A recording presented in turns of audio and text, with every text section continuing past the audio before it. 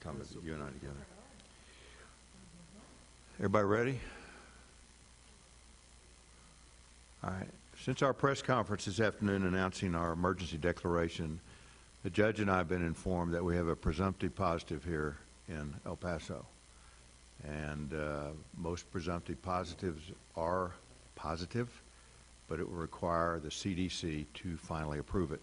To go through the whole scenario, what's at stake and where we are and what's happening, we're going to have Dr. O from the health department give you the complete rundown. Hello, good afternoon. Thank you for coming back. We want to convey to you guys that we have a presumptive positive in a male in his 40s who had a recent travel history, and currently he's recovering at home. We have an ongoing epidemiological investigation of all the contacts, and we are closely monitoring all those contacts. We are continuing with the same recommendations as stated earlier before, and first of all, we're recommending avoiding all mass gatherings. We're still in contact with the school officials, and all those recommendations mentioned earlier still stand, and we will continue closely monitoring the situation and make any further recommendations as we see the situation evolve. We still need to stress to be careful with all our elderly and senior citizens, because those are going to be the ones that are mostly vulnerable, and those with chronic conditions. So please make sure that they're well controlled in their chronic conditions. They stay home. We make sure that they're well taken care of. And most of all, prevention is going to take us a long ways. Continue washing your hands. Observe not touching your face. We're going to just wash and wash and wash and wash your hands. Cover your cough with the internal part of your elbow. And if you're feeling sick, please stay home. This is not a time to panic. This is not a time to run to the emergency room or urgent cares, but stay home. Most of the time you're going to be feeling better, but if after 3 days you're not feeling well, you're feeling that you're getting sicker, please call your medical provider, consult your healthcare provider, or seek medical attention. It is very important that we remind the population or the public in general that this is not airborne, so it's not going to be out in the air. It has to be transmitted from person to person through infected secretions and being in contact with those. So please remember that it's not going to be just spread via airborne.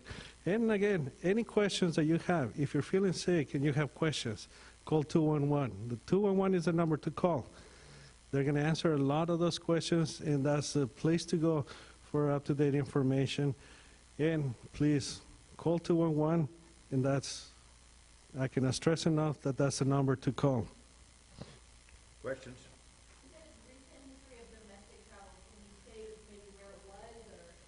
Well, he has history of travel to California.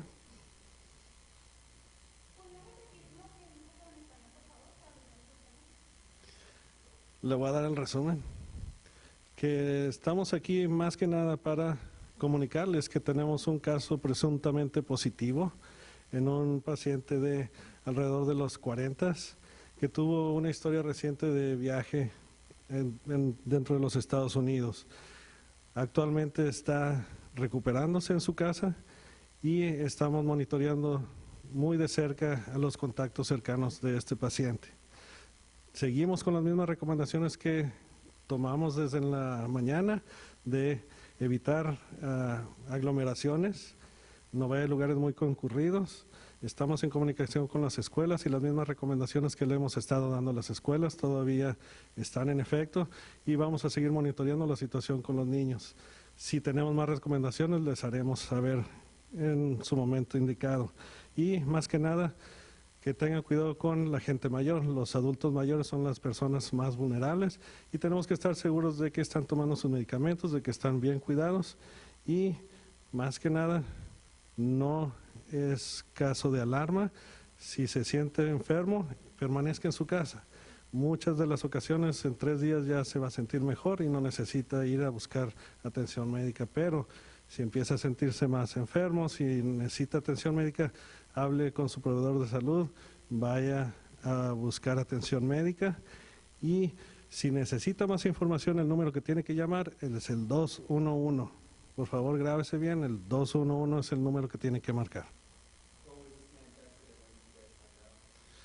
We did the testing today, and that's what we called you to. As soon as we had the result, we needed to do process and notify you and the community. Was he ever hospitalized?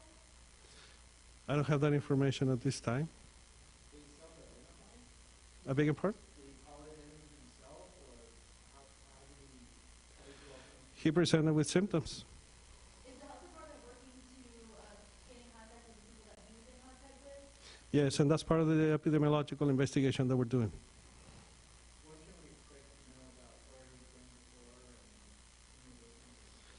Any kind of recommendations that we're going to be giving you are going to be done after we complete our investigation. Ahora fue cuando hicimos la prueba y en cuanto hicimos todo el proceso que teníamos que hacer fue que les avisamos. ¿Mande? Nosotros recibimos la muestra y hacemos la prueba. We did 3 tests today, and one of those was the one that came positive. 7. 7. 7.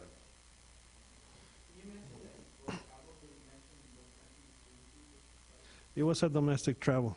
We have mentioned it before.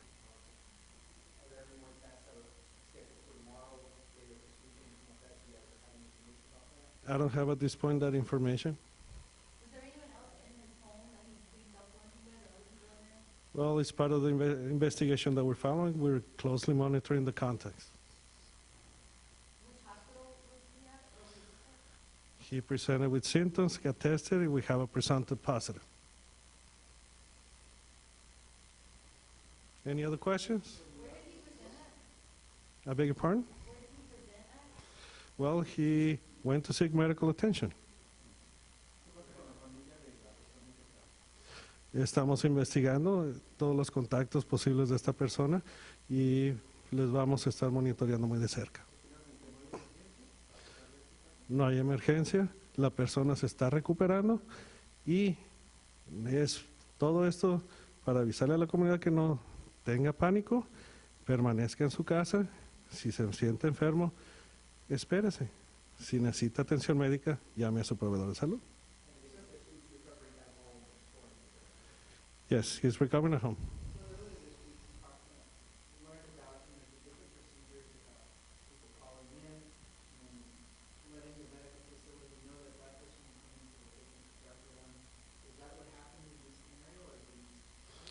We make all those recommendations. I don't know those specific details, whether he called in advance or not. The important thing about this patient is that he's recovering at home. We're happy about that, and we need to not spread the panic.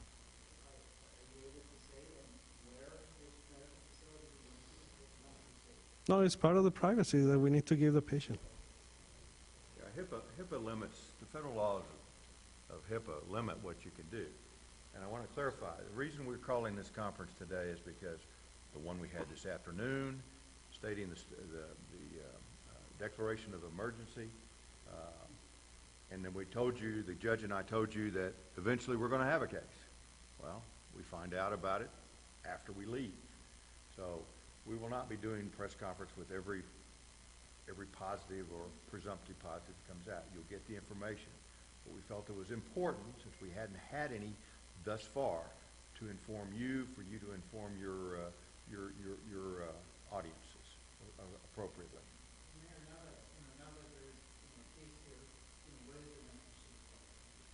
The same thing that Dr. O said: avoid the personal contact, cover your mouth when you cough, when you sneeze, use a tissue, wash your hands regularly. You want to do the same things you would normally do. And remember, there is no vaccine for this, so you treat it like a cold. That's what you do. You rest, you drink liquids, you do all the things that everybody talked about. You eat your chicken soup, whatever. But my point is that that's what we wanted to, that's the reason we're calling this, because of the events this afternoon when we talked about the declaration of emergency, and this just happened after that. Is there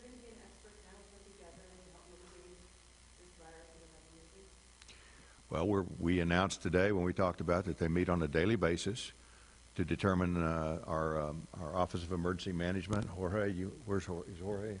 You want to comment on what you all do on a daily basis? Good evening, Jorge Rodriguez, Emergency Management Coordinator, City County Office of Emergency Management. So that's a constant process that we have included into our planning, that we already have that panel, a makeup of experts from the health department addressing that on a daily basis. Anything else?